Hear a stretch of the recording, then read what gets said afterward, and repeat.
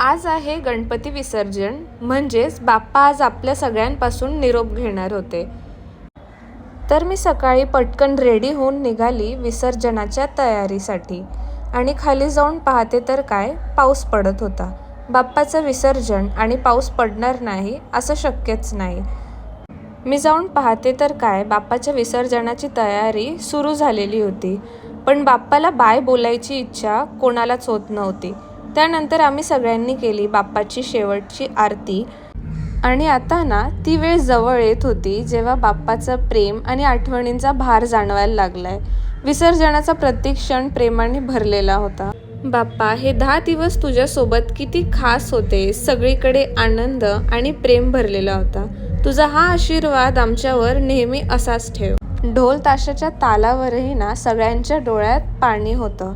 आता जरी जातोयस म्हणत तरी सगळे हेच बोलत होते की बाप्पा लवकर परत ये.